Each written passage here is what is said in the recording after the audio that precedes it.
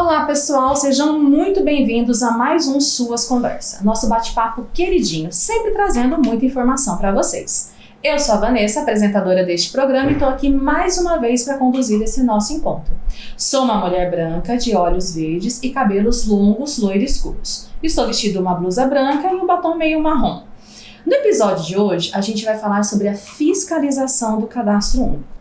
Mas calma, que a única fiscalização que a gente faz aqui nas Suas Conversas, se você já deixou o seu like e se inscreveu no nosso canal e ativou o sininho. Mas antes eu quero dizer que esse é o terceiro e último episódio da nossa trilogia. Lembram que o primeiro foi Conhecendo o CAD Único, o segundo foi sobre benefícios distritais? Então. Mas antes de começar, eu quero saber se vocês sabem o que são os programas de transferência de renda. Eu sei que sabem e sei que todo mundo aqui consegue pensar em pelo menos um, né? Esses programas, eles desempenham um papel crucial no combate à pobreza e na promoção do bem-estar social. Eles proporcionam às famílias recursos essenciais para melhorar suas condições de vida.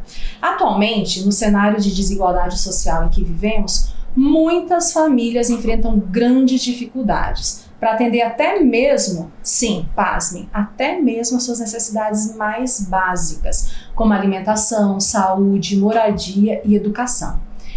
Tentando minimizar, porque assim, acabar a gente sabe que é muito difícil, mas minimizar o impacto dessas vulnerabilidades, muitos países optam por implementar programas de benefícios sociais de transferência de renda.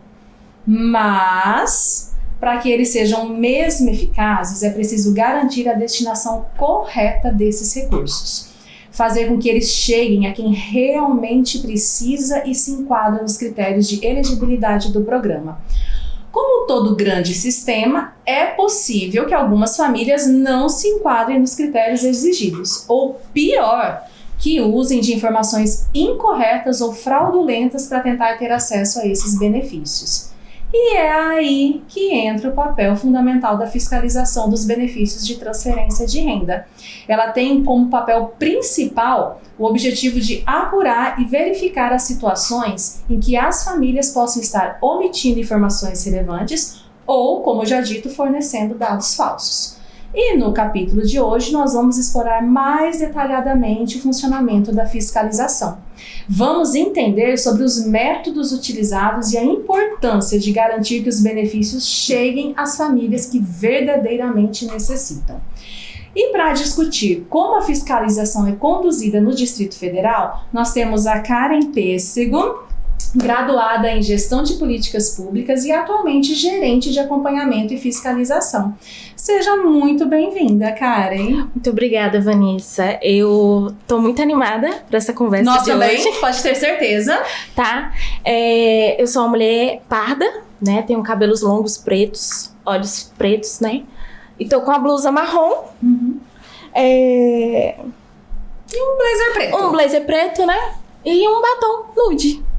Muito bem, então muito bem-vinda. Muito obrigada. E aí, pessoal, já ajeitaram suas cadeiras? Então bora para uma jornada de conhecimento. Karen, eu vou ser bem curta e objetiva porque a gente quer as suas respostas, a gente quer extrair tudo que você tem aí dentro, correto? Então vamos lá. O que é a fiscalização? Então, Vanessa, antes da gente entrar no que é realmente a fiscalização, a gente precisa entender que a gerência de acompanhamento e fiscalização ela é vinculada à CETRA, que é a Coordenação de Transferência de Renda e de Cadastro Único. Que é a Débora, que hoje é coordenadora. Exatamente, tá? Ela é totalmente independente das unidades de atendimento diário, tipo CRAS, CREAS, postos de atendimento, né? Ela trabalha de forma independente, ela não é subordinada a essas unidades, né? E por que é importante fazer essa separação, né? Porque essas unidades, elas fazem atendimentos diários com os beneficiados, né? Sim. Então, para não gerar um processo de desconfiança, medo, tanto para o usuário quanto para o servidor, a gente precisa fazer... Assim, eles fazem o cadastro, eles mesmos fiscalizam. Não, isso, não é pode. Assim. Entendi. Por isso que é importante fazer essa separação e ser uma unidade de atendimento desvinculada, não totalmente desvinculada, né? Mas independente dessas unidades de atendimento, né? Correto. Então, retornando à pergunta principal, né? O que é a fiscalização? A fiscalização, ela consiste em apurar as denúncias relacionadas a benefícios recebidos, supostamente recebidos de forma indevida, e verificar se a prestação no cadastro único condiz com a realidade das famílias. Então, é basicamente isso. Atualmente, a gente atua, na maior parte das vezes, apurando denúncias, né? Que podem vir tanto dos setores internos da secretaria, como de órgãos externos, né? Órgãos de controle e também através do canal da ouvidoria. Entendi. Mas, Karen, como essa fiscalização era realmente feita? A gente entendeu que não é vinculado, não é subordinado a esses equipamentos, né? Mas como ela em si ela é feita? É importante, Vanessa, antes da gente falar como a fiscalização realmente é feita, a gente destacar que todo o processo da fiscalização, ele sofreu, né? Ele foi muito afetado com a pandemia de 2019. A pandemia mudou tudo, né? Mudou tudo, afetou a vida de todo mundo. Teve a assistência social em si, ela foi muito afetada com a pandemia. Reaprender a trabalhar, reaprender os fluxos, redesenhar os fluxos. Redesenhar os fluxos. Então, o processo de fiscalização, ele ficou praticamente suspenso, né? Por exemplo, as visitas domiciliares, elas foram suspensas em março de 2020 e elas só foram retornadas em setembro de 2022. Então, assim, se eu estiver fazendo a conta certa, uns 2 anos e meio, mais ou menos. Uns 2 anos e meio. Que ficou praticamente parado, né? Não parou totalmente, sim, mas sofreu muito com o processo de pandemia. Na pandemia tudo, né, todos os segmentos sofreram, não tem como, né? Não tem como. Foi algo assim à parte, Exatamente. Foi uma lacuna ali que aconteceu na história e a gente teve que se adaptar. Exatamente. Então, assim, todas as denúncias que a gente recebeu nessa época, elas tiveram um processo de averiguação prévia, né? De pesquisar em sistemas, mas a apuração in loco a gente não conseguiu apurar durante esse período. Então, a gente tem cerca de 580 denúncias que ainda... 580 denúncias que não foram totalmente apuradas, né? Então, a gente está ainda verificando de que forma a gente vai poder tratar todas essas denúncias, né? Ainda pegando as denúncias lá de 2019. Assim, pra fazer isso de braço, né? Isso. A gente não tem... Exatamente. Aonde que tem, né, gente suficiente pra trabalhar, né? Então, a gente tá empregando todos os nossos esforços pra dar encaminhamento, o devido encaminhamento a todas essas denúncias que a gente tem pendente, né? Então, voltando. A maior parte do nosso trabalho, ele vem, né? Ele é uma demanda puxada, ele vem das denúncias que a gente recebe, né? E esse é o primeiro processo de investigação, né? A gente recebe a denúncia, a gente faz uma investigação prévia, né? E atualmente a gente tem duas metodologias que são previstas na legislação para a gente atuar, que são as visitas domiciliares e também o processo de convocação do responsável pela unidade familiar para prestar esclarecimentos na nossa gerência. Essas visitas domiciliares, elas são as visitas em loco. Isso, as visitas em loco. A gente apura dentro da casa do beneficiário. Acho que essa daí é realmente o que a gente consegue. Acho que vocês conseguem. A gente não, né? Porque eu não faço isso, mas que vocês conseguem realmente detectar, né? Sem dúvida, a visita domiciliar é o melhor, a melhor forma de apurar e também de verificar a realidade em que se vive os nossos beneficiários. Caso, falta braço, falta perna, falta tudo, a gente não possui, né, recursos materiais e humanos para apurar todas as denúncias que a gente recebe com visita domiciliar. Mas, como eu falei, né, a legislação prevê que a gente também faça convocações, então a gente tem esses 2 métodos. Então, a visita em loco e as convocações. Isso. Tá, visita em loco a gente sabe que vai visitar, mas as convocações são feitas como? Então, Vanessa, as convocações, elas envolvem convocar o responsável pela unidade, chamar, né? Uhum. Solicitar que o responsável pela unidade familiar compareça, né, à sala de atendimento que a gente possui aqui na nossa gerência de acompanhamento e fiscalização, que né? É aqui na sede. Que é aqui na sede. Na 515 Norte, hoje é na 515 Norte. Exatamente, né? Para ele prestar esclarecimentos sobre o seu cadastro único, né? Sobre a prestação de informação do seu cadastro único, né? É uma coisa que é muito importante a gente frisar. Nem todos os casos podem ser utilizados com essa abordagem, né? Nem todos os casos a gente consegue apurar com esse tipo de abordagem. abordagem. Por que não? Porque o que acontece? Tem caso muito específico, por exemplo, a opção de membro. A gente não consegue sanar, né, apurar essa denúncia através da convocação. O que é opção de membro? É omissão de membro. Omissão. Desculpa. Omissão, isso. É quando a pessoa omite o membro da composição familiar, né? Mas, por exemplo, esse método é muito utilizado para apurar denúncias de omissão de renda, né? Hoje em dia, a gente possui uma ferramenta que é o portal do Cadastro Único vinculado ao Dataprev, né? Ele é vinculado, na verdade, ao Cadastro Nacional de Informações Sociais, né? É um portal oficial do governo que ele consegue puxar todas as informações de vínculos empregadícios, benefícios previdenciários e assistenciais. A gente consegue verificar quanto é o valor da remuneração que as pessoas possuem, né? E de cada membro da família, da composição familiar. Ou seja, é tudo interligado. É tudo interligado, né? E aí a gente... Ou seja, a pessoa que dá informação falsa, uma hora vai aparecer. Uma hora vai aparecer. Se for um vínculo formal, né? Um vínculo empregatício formal, ou um benefício que seja do INSS ou da assistência social, como o BPC, né? O LUAS BPC, que é o benefício de prestação continuada, a gente consegue acessar e mostrar esses dados para o responsável familiar e verificar se esse dado condiz com o que realmente a pessoa recebe, né? Entendi. Então, a gente também utiliza a convocação em conjunto com as visitas domiciliares, porque às vezes a gente encontra o responsável familiar durante a visita, só que naquele momento em específico, ele não possui todas as documentações que a gente precisa para encerrar o processo de averiguação in loco. Então, a gente convoca o responsável... Pra dar esse tempo pra ele conseguir levantar essa documentação. Exatamente, né? Então, a convocação é utilizada, mas nesses dois casos. Casos de apuração de denúncias de omissão de renda e em casos que a gente usa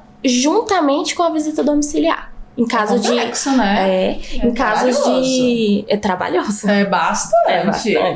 Ô, cara, então eu achei interessante na sua fala, que você disse assim, tem a convocação. Mas para fazer a convocação tem todo esse trabalho, né, que vocês ainda vão investigar. Porque não vai convocando do nada. Não. Vai convocando quando tem um indício. E mesmo com o indício, que eu entendi, você me corrija se eu estiver errada. Aí vocês fazem toda uma investigação documental para ver se realmente aquilo tem alguma base para poder convocar. É isso? Exatamente, né?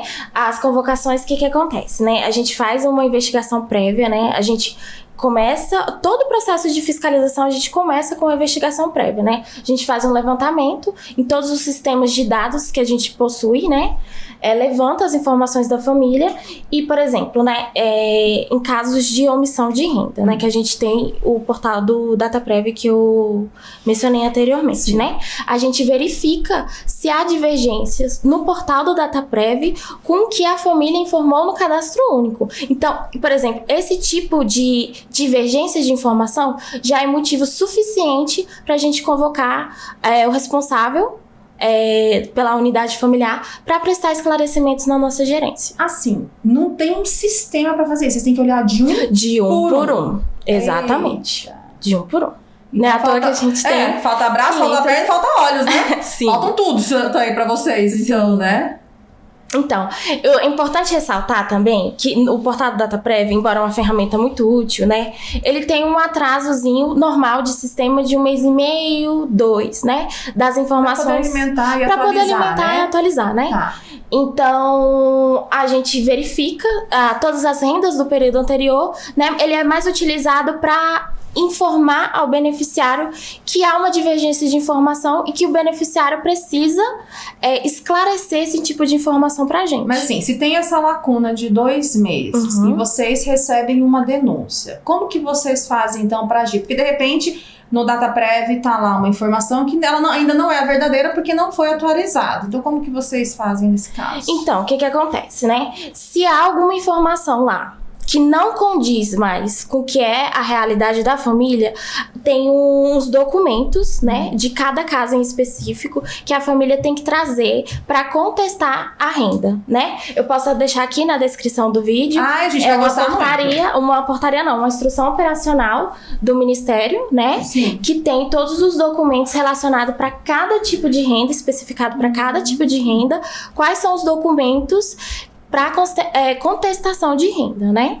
Nossa, então que ótimo. Informação é tudo, né? Informação é tudo. E aí o caminho, né, para as pessoas. Exatamente. Né? E é importante que as famílias conheçam todas as instruções e que elas consigam ter onde se informar, né? Tem informação, né? Exatamente, para buscar informação. Os dois lados, né, tem que ter informação. Exatamente. Muito bom. Aí, assim, vocês convocam o RF. Isso. Né?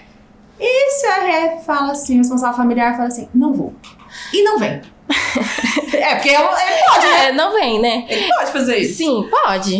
Mas o que acontece? É prejuízo dele, eu sei, que imagino que seja prejuízo. Mas assim, ele pode não querer vir. Sim. O que acontece, né? A fiscalização, devido à pandemia, ou devido também a um processo de não conhecimento, né? Da falta de conhecimento sobre o processo da fiscalização, gera um processo de desconfiança entre os beneficiários, né? Então, eles não conhecem a fiscalização, logo eles se questionam quando esse procedimento começou, sendo que sempre existiu a fiscalização, né? Eles perguntam se é de governo, muitas vezes acusam a gente de... Como é que fala? Perseguição? Ou de fraude. Que vocês fizeram alguma coisa, por isso que exatamente. Tá sendo, entre aspas, perseguido. Exatamente. Entendi. Acham que é um processo de fraude, porque eles não têm conhecimento do procedimento de fiscalização, né? Então, assim, às vezes a fiscalização ela não recebe a devida atenção que ela merece, né? E não se há cooperação entre os beneficiários. Isso é muito prejudicial, porque uma das ações que a gente possui para caso o RF não compareça ao atendimento é o bloqueio preventivo dos benefícios sociais de transferência de renda. Já começa com uma sanção aí. Exatamente, né? Por exemplo, a gente agenda o RF a comparecer na nossa gerência e ele não comparece e nem justifica o motivo da ausência. Então, a gente faz o bloqueio preventivo de todos os benefícios que aquela família benefícios sociais de transferência de renda, né? Que é o Bolsa Família e os do DF, que é o Cartão Gás e o DF Social. Que a gente até conversou com a Carliane, né? Exatamente. E aí a gente faz o bloqueio preventivo desses benefícios para que a família entre em contato com a nossa gerência e tente regularizar a sua situação. Porque daí vai parar de receber e falar, vou ter que ir atrás. Exatamente. Aí acaba vindo, né? Então, ou seja, não basta as informações não baterem. Se a pessoa não cooperar, ela também vai ter uma sanção. Exatamente, né? E eu preciso deixar bem claro aqui que nos benefícios federais há uma previsão, né? Na portaria 711, que prevê os motivos de bloqueio dos benefícios, né? Dos benefícios federais, né? O Bolsa Família, atual Bolsa Família, né? E já os benefícios distritais, como eu falei, o Cartão Gás e o DF Social, não há essa legislação específica de fiscalização. Só tem federal. Específico só federal. Mas a legislação desses benefícios distritais, eles prevêem sanções, né? Sanções para omissão e prestação de informação falsa, né? Então, a gente age no sentido de analogia com a legislação federal para atuar em cima dos benefícios distritais. Então, se a pessoa não comparece ao nosso agendamento e nem justifica, a gente faz o bloqueio preventivo. Como diz no normativo federal. Como diz na normativa federal. Além disso, Vanessa, tem o que destacar, né, que a gente está numa fase de elaboração da nossa portaria própria de fiscalização, né, que vai consolidar todo esse procedimento de fiscalização que a gente já adota hoje em dia, né? Isso, que ótimo. Trazendo mais transparência e incluindo todo esse processo de bloqueio de benefícios, os benefícios distritais, né? Então vai trazer mais transparência e vai ficar mais claro para todas as partes envolvidas, né? Nossa, muito bom.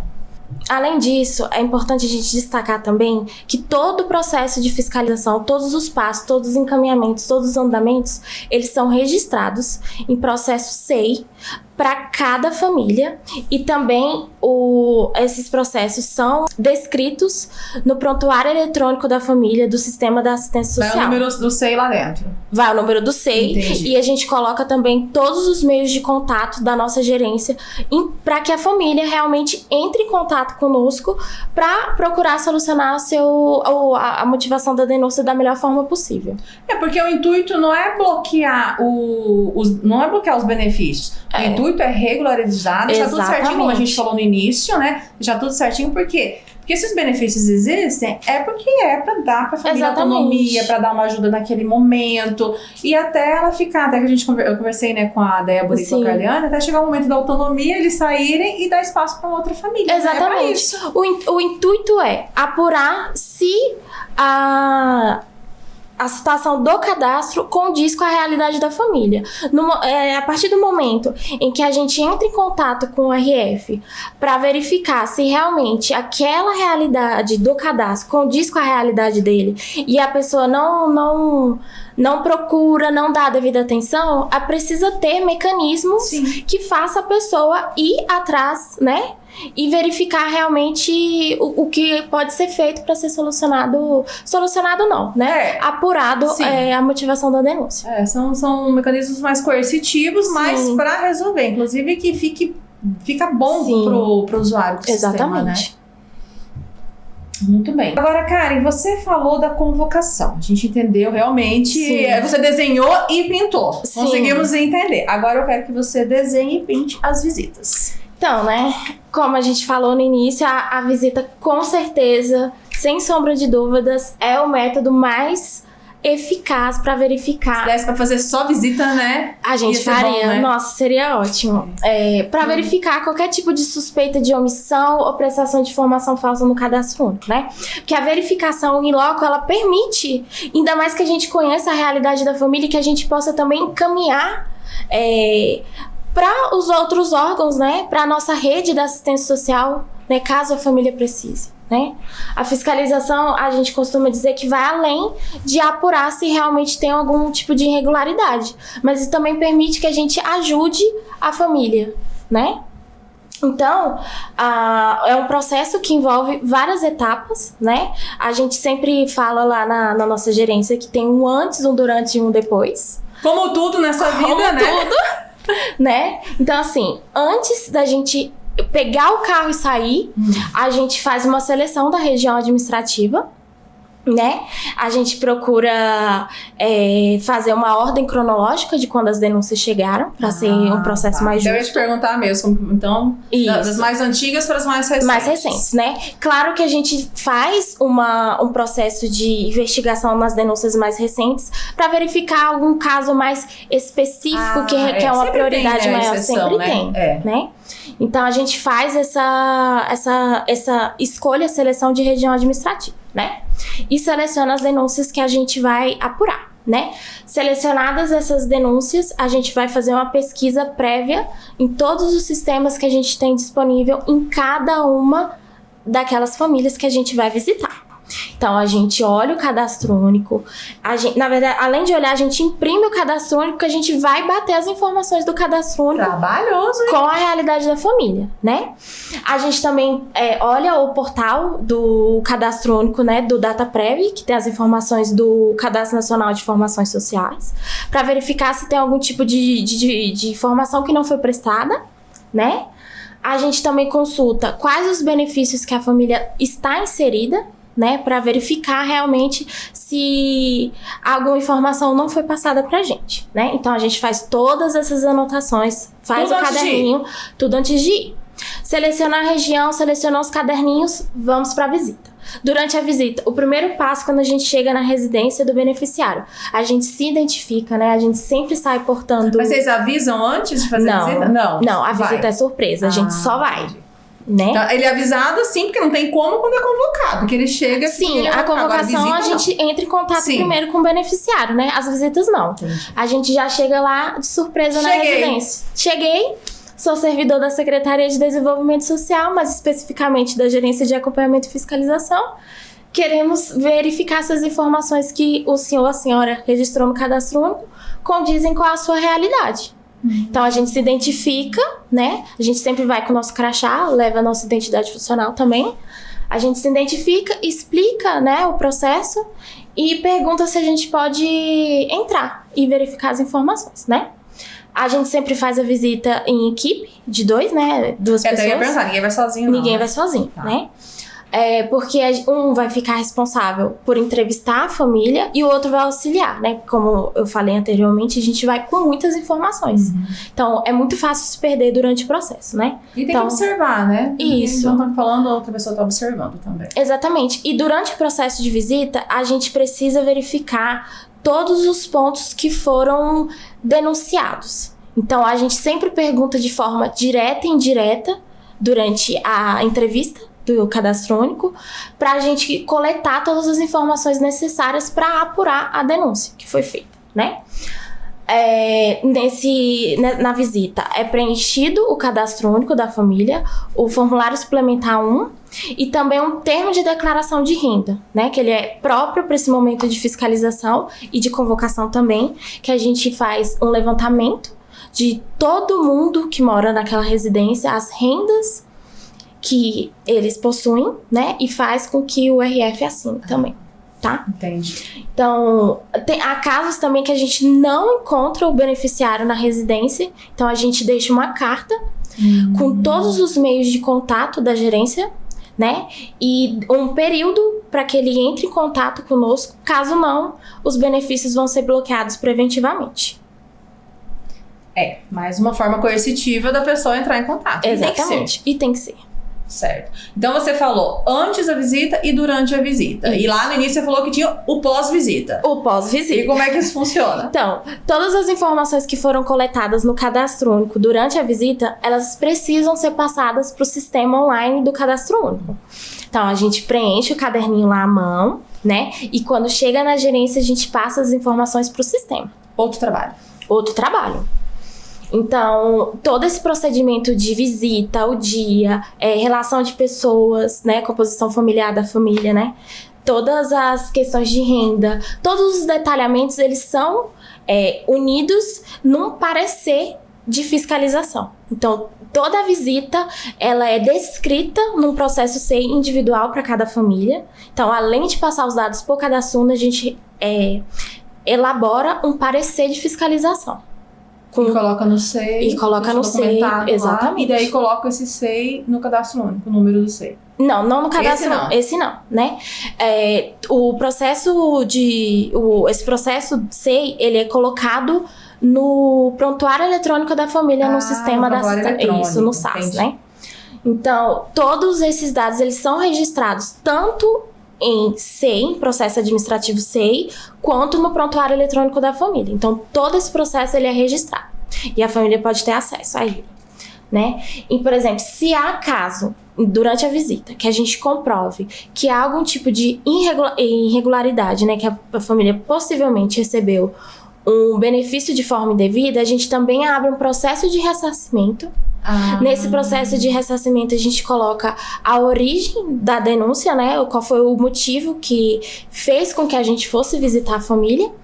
Coloca o relatório da visita e, em casos de benefícios federais, a gente pede o extrato, né, o período em que supostamente a família recebeu o benefício de forma indevida para o banco que faz o pagamento desse benefício, anexa ao processo e manda para o Ministério do Desenvolvimento Social, que é ele que vai fazer o processo de ressarcimento daquele benefício, tá? E aí o trabalho de vocês acaba aí? Não. Eu achei, né? Assim, por mais que é muito trabalho, eu falei, não vai acabar aí mesmo. Esse é só os benefícios federais. Os benefícios distritais, eles também são apurados. Caso haja comprovação, né? Tem que comprovar de fato de que a família registrou ou deixou de registrar alguma informação que fez com que ela recebesse o benefício de forma indevida, tanto federal quanto distrital, a gente precisa abrir processo de ressarcimento. Né? O federal, a gente faz todo esse relatório, né? Pega os extratos do banco, encaminha para o Ministério, mas nos casos dos benefícios distritais, a gente também elabora, né? E o processo corre aqui na Secretaria junto com a Procuradoria. A PG, né? Procuradoria Geral do Distrito Federal. Entendi. Então vocês ainda continuam muito Isso. com isso daí. Aí todos esses relatórios, eles também é importante a gente frisar que eles são realizados, documentados e arquivados por no mínimo 5 anos. Fica muito tempo guardado, né? Guardado. Muito bem. Então, Vanessa, resumindo, né? Todo o processo de fiscalização, seja por convocação ou por visita domiciliar, ele é muito minucioso e muito bem registrado, né? Para garantir que todo o processo de apuração de irregularidades seja muito bem apurado e registrado para ambas as partes, né? Tanto para a família verificar, quanto pro servidor, por exemplo, que fez a denúncia, conseguir verificar que o processo realmente foi apurado. Foi transparente, né? Exatamente, garantir a transparência muito bom do caso. E assim, como uma família, ela sabe que está em fiscalização e que teve os seus benefícios bloqueados? Então, Assim, a gente sabe que ela vai saber quando ela não for receber, mas assim, antes, como que ela fica sabendo? Então, né, normalmente, durante todo o processo de fiscalização, a família já está ciente do processo, né? Porque o que acontece? Quando a gente faz a visita domiciliar, a gente está lá, a gente já avisa que ela já sabe que, né, tá fazendo visita exatamente por aí. Exatamente, né? Que ela está em procedimento de fiscalização, né? No caso das tentativas de convocação, a gente entra em contato com o responsável familiar, né? Então, isso envolve ligações, mensagens, cartas, e-mails. Então, todas as formas de contato disponíveis no cadastro único ou no prontuário eletrônico da família, a gente entra em contato. Então, a família é notificada que ela está em procedimento de fiscalização. Se mesmo assim ela não sabe que está em procedimento de fiscalização, por exemplo, a gente fez uma visita domiciliar, não encontrou o RF em casa, deixou uma carta, mas ele se mudou e não fez a atualização do cadastro. Então, ele não vai saber que está em procedimento de fiscalização. Então, como eu falei anteriormente, né, a gente faz um processo SEI, mas a gente também atualiza o prontuário eletrônico da família. Então, lá no prontuário eletrônico, ele vai encontrar, a gente deixa em caixa alta que a família está em procedimento de fiscalização e deixa também os nossos meios de contato para que a família entre em contato conosco para a gente ver a melhor forma de apurar aquela... Ou seja, só falta fazer um outdoor, colocar no meio do DF e falar assim, ô você, estão te procurando, só falta isso, né? Porque vocês fazem tudo. Sim, a gente procura colocar o processo de forma mais transparente possível e também colocar mecanismos que a família entre em contato conosco. A fiscalização, ela não é punitiva, né? A gente precisa deixar claro que, de certa forma, ela não é punitiva. Ela é um meio de fazer com que a real situação da família seja colocada no cadastro único e que quem realmente precisa receber o benefício, esteja dentro dos critérios, consiga receber. Porque daí as coisas elas funcionam dessa forma. A transferência de renda é para isso, para quem precisa, para quem necessita disso. Né? E vamos agora para a última pergunta, para se extrair mais um pouquinho, que eu sei que você está cansada, mas como você sabe muito sobre o assunto, então vai mais uma pergunta, tá? Já vou te falando que é a última. Como alguém pode fazer uma denúncia? Porque às vezes as pessoas que estão nos ouvindo falam assim, mas eu tenho um vizinho, eu tenho um conhecido que eu sei que não é o caso dele receber esse benefício. Como que essa pessoa pode fazer uma denúncia? Então, para casos de a população que quer denunciar alguém, né? Ela pode fazer uma denúncia ligando no 162. Nós vamos deixar tudo aqui embaixo na descrição. Né? Que é o serviço de ouvidoria, né? 162. Ou então, através do site do Participa DF, que a gente pode deixar aqui na descrição do vídeo. Deixar né? Então, ela pode fazer essa denúncia, né? O que é importante que tenha nessa denúncia? Dados que caracterize a família. Caso o denunciante tenha o CPF ou o NIS, né? O nome completo, CPF ou NIS daquela pessoa que ela quer denunciar, melhor ainda. Caso não... É difícil, né? É difícil, a gente entende, né? Caso não, pelo menos 3 dados que caracterizem a família, né? Por exemplo, vai colocar o nome completo e falar que ela tem um filho, coloca o nome completo do filho, o endereço, não precisa ser o endereço completo, mas pelo menos um dado que caracterize aquela família para evitar homônimos, por exemplo, né? Pessoas com nomes iguais, mas que são pessoas diferentes. Então, a gente precisa de pelo menos um quantitativo de dado que caracterize aquela família. Porque não adianta a pessoa falar assim, o meu vizinho tá recebendo o que não deve. Tá, e daí? Quem é seu vizinho? Qual é o endereço? Qual é uma... Não tem nada, né? Exatamente. E se a pessoa fazer denúncia, alguma informação ela tem que ter. Exatamente. Né? E quanto mais informação, melhor. Tá? Pra tudo, né, nessa vida. Pra tem tudo. que ter mesmo. E por exemplo, se ela for tratar qual é o motivo da denúncia, né? É muito importante que ela trate o motivo da denúncia. Relatar qual é o caso que ela tá denunciando, né? Por exemplo, omissão de renda, omissão de membro, não mora onde diz morar. E trazer o maior tipo de informação sobre aquela família, né? Se tiver evidências, né? Recibos, fotos, anexa à denúncia, né? Qualquer tipo de informação, evidências, qualquer tipo de informação disponível. Porque esses dados ajudam a gente a conduzir a investigação de uma melhor forma, né? Até no processo de questionar a família, apurar o processo de visualizar durante as visitas domiciliares. Porque, como você falou, vocês fazem toda uma preparação antes de ir. E essas informações vocês precisam fazer essa preparação. Muito, exatamente. Né?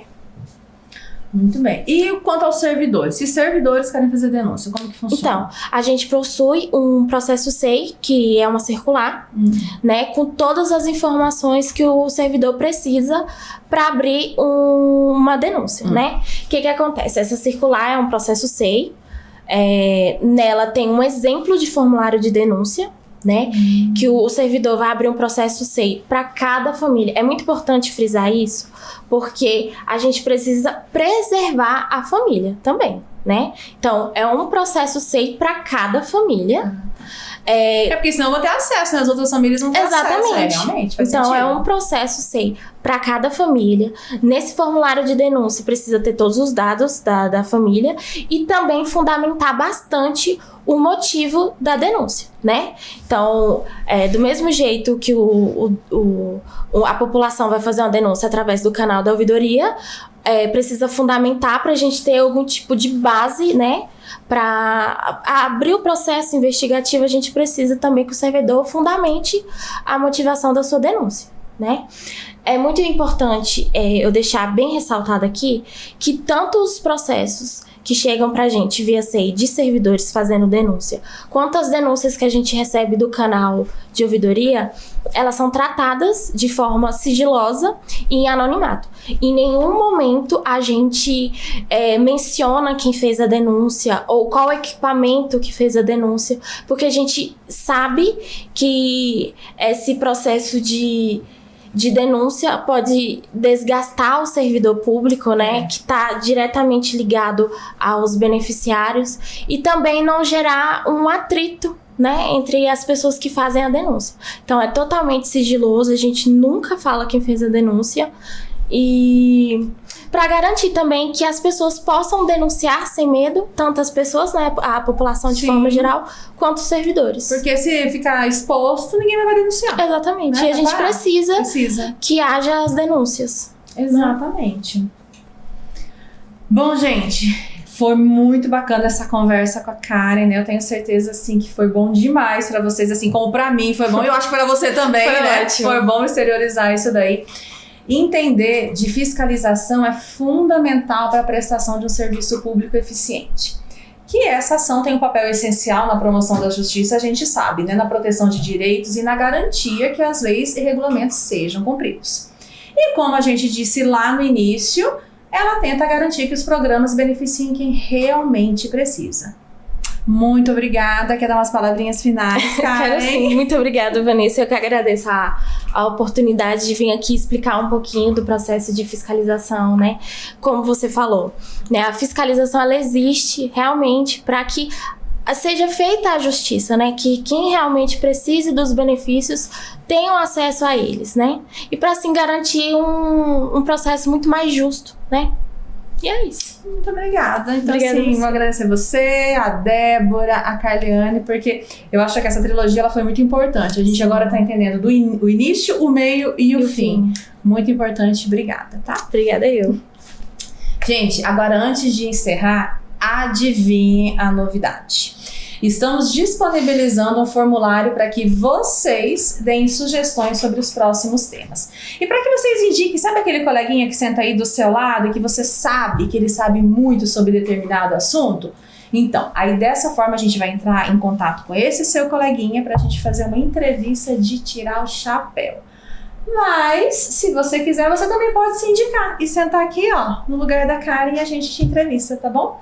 Sua participação é muito importante. Vai lá, responde lá, tá? Ajuda a gente a fazer umas suas conversas cada vez melhor. E, como sempre, essa conversa vai ficar disponível na Escola Virtual das Sedes e nas nossas redes sociais. Hoje nós estamos encerrando a 3ª temporada do Suas Conversas. É isso mesmo, gente, já foram 3. Foi um prazer estar com vocês durante essa caminhada, aprendendo um pouco mais a cada dia. Tivemos convidados incríveis, histórias emocionantes e um aprendizado sem igual. Boas festas de fim de ano, boas férias para quem vai tirar uns dias para descansar e a gente se vê novamente em fevereiro, hein? Espero por vocês. Tchau, tchau.